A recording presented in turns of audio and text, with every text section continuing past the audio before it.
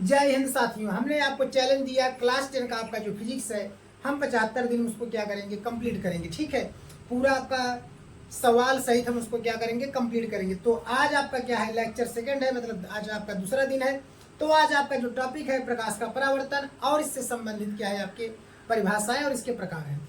तो चलते हैं हम आपका क्या है, प्रकाश का परावर्तन किसे कहते हैं। प्रकाश का परावर्तन जान लीजिए क्या होता है कि जब प्रकाश की किरण किसी चमकदार या कह लीजिए चिकना कह लीजिए, जब प्रकाश की किरण किसी चिकने और पालिशदार तल पे टकराता है या गिरता है। जैसे आपका यह है, आपका पालिशदार तल हो गया और ऊपर वाला क्या है, चिकना है। ठीक है, तो कहेंगे क्या कि जब प्रकाश की किरण किसी चिकने और पालिशदार तल पर टकराता है या गिरता है तो उसका अधिकांश भाग उसी माध्यम में वापस लौट जाता है। बात समझ गए। जब प्रकाश क्या होगा, किसी चिकने और पालिशदार तल पे गिरेगा तो उसका अधिकांश भाग क्या होगा, उसी माध्यम में वापस लौट जाता है। प्रकाश का उसी माध्यम में लौटने की घटना को हम क्या कहते हैं, प्रकाश का परावर्तन कहते हैं। मतलब कि प्रकाश जिस माध्यम से आया उसी माध्यम में लौट गया, प्रकाश के लौटने की इसी घटना को हम क्या कहते हैं, प्रकाश का परावर्तन कहते हैं। बात समझ गए। कहेंगे क्या कि जब प्रकाश की किरण किसी चिकने और पालिशदार तल पर गिरता है तो उसका अधिकांश भाग उसी माध्यम में वापस लौट जाता है। तो प्रकाश के उसी माध्यम में लौटने की घटना को ही हम क्या कहते हैं, प्रकाश का परावर्तन कहते हैं। बात समझ गए। ये हो गया आपके प्रकाश का परावर्तन का। अब चलते हैं परावर्तन से संबंधित कुछ महत्वपूर्ण परिभाषाएं। तो पहला परिभाषा आपका होगा, पहला आपका जो बनेगा, तो यहाँ पहले हम हेडिंग लिख देते हैं, परावर्तन से संबंधित महत्वपूर्ण परिभाषाएं। ठीक है, तो इसमें पहला आपका परिभाषा होगा परावर्तक पृष्ठ। क्या होगा पहला, परावर्तक पृष्ठ होगा, परावर्तक पृष्ठ। परावर्तक पृष्ठ का मतलब होता है कि शीशे का वह भाग जिसका एक पृष्ठ क्या हो, आपका कलई किया हो और दूसरा पृष्ठ आपका क्या हो, समतल व चमकीला हो, उसको हम क्या कहते हैं, परावर्तक पृष्ठ कहते हैं। मतलब कि वह पृष्ठ जिसका एक भाग क्या हो, चिकना हो और दूसरा भाग क्या हो, कलई किया हो, तो उसको हम क्या कहते हैं, परावर्तक पृष्ठ कहते हैं। इसको हम यम डैश से प्रदर्शित करते हैं। बात समझ गए कि मतलब कि वह भाग जिसका एक पृष्ठ क्या हो, चिकना हो और दूसरा भाग क्या हो, आपका कलई किया हो, पेंट किया हो, तो उसके पृष्ठ को हम क्या कहते हैं, परावर्तक पृष्ठ कहते हैं। ठीक है, अब इसके बाद आएगा दूसरा आपका आपतित किरण। क्या आएगा, आपतित किरण। आपतित किरण। आपतित किरण का मतलब है, आपतित माने आने वाली। तो क्या है कि वह किरण जो परावर्तक पृष्ठ की तरफ आती है या वह किरण जो परावर्तक पृष्ठ से टकराती है, उस किरण को हम क्या कहते हैं, आपतित किरण कहते हैं। क्या कहते हैं, आपतित किरण। मतलब कि वह किरण जो परावर्तक पृष्ठ से टकराती है उस किरण को हम क्या कहते हैं, आपतित किरण कहते हैं। इसे हम किससे प्रदर्शित करते हैं, ए बी से प्रदर्शित करते हैं। किससे करते हैं, ए और बी से प्रदर्शित करते हैं। बात समझ गए कि वह किरण जो परावर्तक पृष्ठ से टकराती है उसे हम क्या कहते हैं, आपतित किरण कहते हैं। इसके बाद आएगा परावर्तित किरण। परावर्तित किरण। परावर्तित किरण। ठीक है, परावर्तित किरण माने यह किरण। परावर्तित किरण क्या होगा, परावर्तक पृष्ठ से टकराने के बाद जो किरण वापस लौटती है उसे हम क्या कहते हैं, परावर्तित किरण कहते हैं। कहने का मतलब है परावर्तक पृष्ठ से जब ये टकराई तो इससे टकराने के बाद जो किरण जाती है उसे हम क्या कहते हैं, परावर्तित किरण कहते हैं। बात समझ गए। परावर्तक पृष्ठ से टकराने के बाद जो किरण वापस लौटती है उसे हम क्या कहते हैं, परावर्तित किरण कहते हैं। इसे हम किससे प्रदर्शित करते हैं, बीसी से प्रदर्शित करते हैं। ठीक है, अब इसके बाद चलेंगे आपतन बिंदु की तरफ। आपतन बिंदु। आपतन बिंदु मतलब यह है, तो आपतन मतलब होगा आने वाला, बिंदु माने बिंदु। ठीक है, मतलब जो आपतित किरण आ रही है परावर्तक पृष्ठ पर जिस बिंदु पर, वही क्या है, आपतन बिंदु। मीन्स क्या हो जाएगा कि आपतित किरण परावर्तक पृष्ठ के जिस बिंदु पर पड़ती है या जिस बिंदु पर टकराती है, आपतित किरण परावर्तक पृष्ठ के जिस बिंदु से टकराती है, जिस बिंदु पर टकराती है, उसे हम क्या कहते हैं?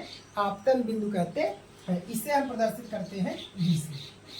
बात समझ गए कि आपतित किरण परावर्तक पृष्ठ के जिस बिंदु से टकराती है उसे हम क्या कहते हैं? आपतन बिंदु कहते हैं। इसके बाद आ जाएगा अभिलंब। क्या आएगा? अभिलंब। अभिलंब को हम क्या करेंगे? अभिलंब आपका यह हो गया और यह आपतन बिंदु। आपतन बिंदु से एक सीधी लाइन हम खींचे 90 अंश का कोण बनाते हुए, यह आपका आपतन बिंदु है। यहाँ से एक लाइन सीधे गई है। अभिलंब का मतलब होता है जहां अभिलंब वर्ड लग जाए, इसका मतलब है 90 अंश का कोण। किसका? 90 अंश का कोण। तो कहेंगे क्या कि आपतन बिंदु के लंबवत, आपतन बिंदु के लंबवत खींची गई काल्पनिक रेखा को या खींची गई रेखा को हम क्या कहते हैं? अभिलंब कहते हैं।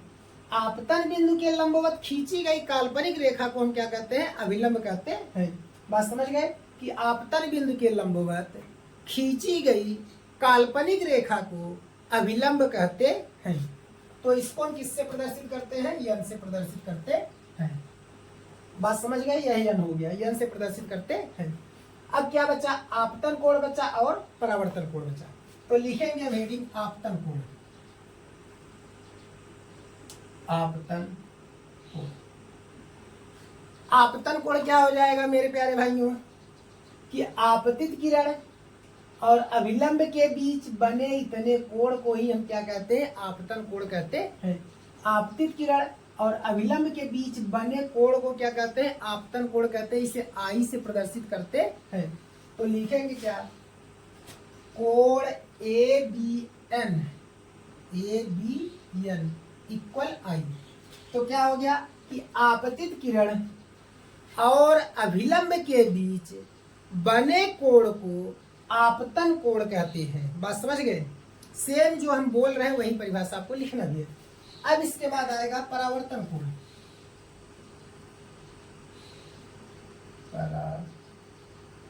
परावर्तन कोण।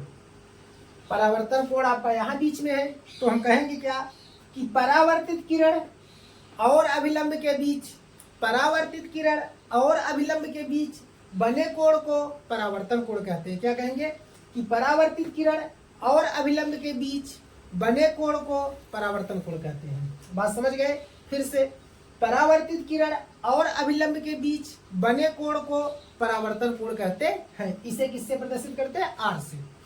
तो लिखेंगे क्या? कोण CBN बराबर हो जाएगा आर। तो बात समझ गए? यह तो आपका क्या था? परावर्तन से संबंधित महत्वपूर्ण परिभाषा। अब आ जाएगा परावर्तन के प्रकार। क्या आएगा? परावर्तन के प्रकार। परावर्तन दो प्रकार का होता है आपका। प्रथम नियम इसमें चलेगा, प्रथम नियम और द्वितीय नियम। द्वितीय नियम। परावर्तन के प्रकार में क्या होगा? परावर्तन मुख्यतः दो प्रकार के होते हैं। तो प्रथम नियम और द्वितीय नियम। तो प्रथम नियम क्या कहेगा कि आपतित किरण, जैसे जैसे बोल रहे सेम वैसे ही लिखना है। आपतित किरण कामा आपतन बिंदु कामा अभिलंब, आपतित किरण कामा परावर्तित किरण कामा आपतन बिंदु पर खींचा गया अभिलंब सभी एक ही तल पर होते हैं। या लिख दे रहे हैं आपतित किरण कामा परावर्तित किरण, परावर्तित किरण कामा आपतन बिंदु, आपतन बिंदु पर खींचा गया अभिलंब, खींचा गया अभिलंब। ठीक है, आपतन बिंदु पर खींचा गया अभिलंब एक ही तल पर होते हैं, एक ही तल पर होते हैं। बात समझ गए? कहेंगे क्या, सिंपल सी परिभाषा है कि आपतित किरण कामा परावर्तित किरण और आपतन बिंदु पर खींचा गया अभिलंब सभी क्या होते हैं, एक ही तल पर होते हैं या एक ही बिंदु पर होते हैं। ठीक है, तल या बिंदु दोनों मतलब एक ही समझ लीजिए, तल यहाँ कर दीजिएगा, बिंदु भी एक ही मतलब है। ठीक है, होते हैं। द्वितीय नियम कहेगा आपतन कोण सदैव परावर्तन कोण के क्या होता है, बराबर होता है। इसके बाद क्या कहेगा कि आपतन कोण आई सदैव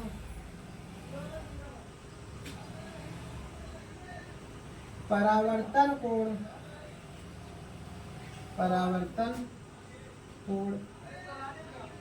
आर के बराबर होता है। अर्थात कोण आई इक्वल कोण आर। बात समझ गए कि आपतन कोण क्या होता है, सदैव परावर्तन कोण के बराबर होता है, अर्थात कोण आई इक्वल कोण आर। बात समझ गए मेरे प्यारे भाइयों। तो आज का टॉपिक आपका इतना है। अगर आपको हमारा वीडियो अच्छा लगे तो हमारे चैनल को लाइक, हमारे चैनल को सब्सक्राइब, वीडियो को लाइक शेयर कमेंट जरूर करें। ओके, जय हिंद।